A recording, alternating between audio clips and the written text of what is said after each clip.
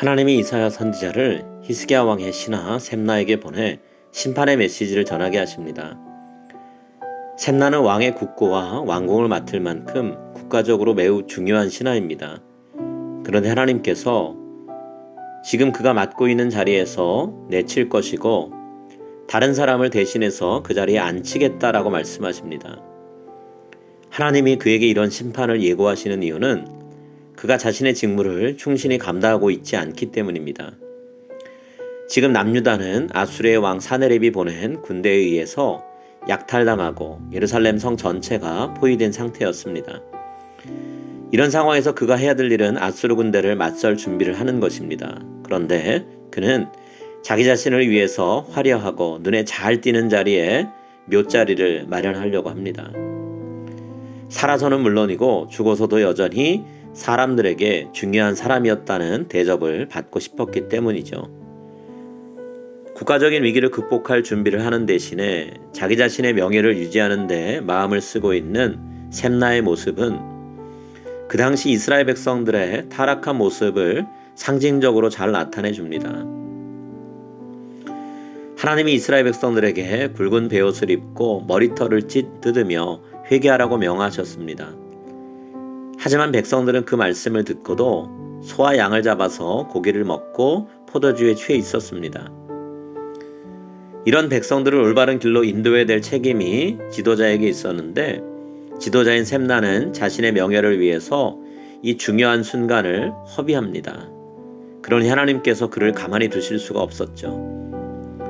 하나님은 셈나를 대신해서 하나님의 뜻에 따라 백성들을 구원의 길로 인도할 수 있는 새로운 종, 지도자 한 사람을 세우십니다. 그의 이름은 엘리야김인데 본래 셈나가 입고 있었던 고관의 옷을 대신 입습니다. 그리고 셈나가 행사했던 권세를 자신의 손에 줄 것입니다. 그는 하나님께 부여받은 권한으로 백성들을 마치 자기 자식처럼 여기며 아버지의 심정으로 잘 보호하고 이끌 것입니다.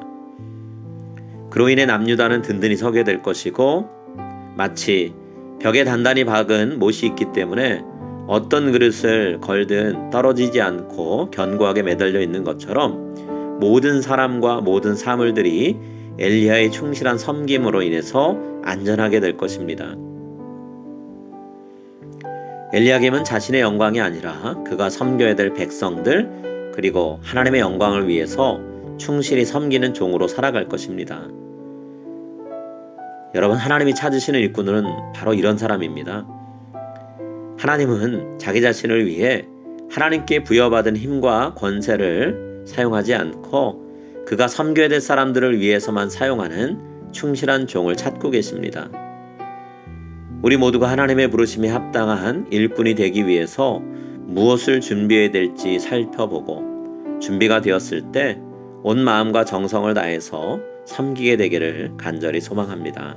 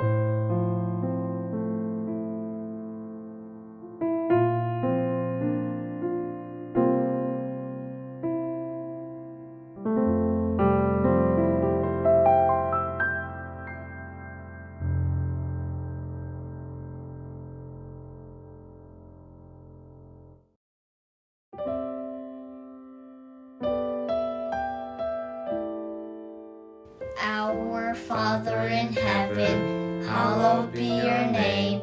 Your kingdom come, your will be done, on earth as in heaven. Give us today our daily bread. Forgive us our sins, as we forgive those who sin against us.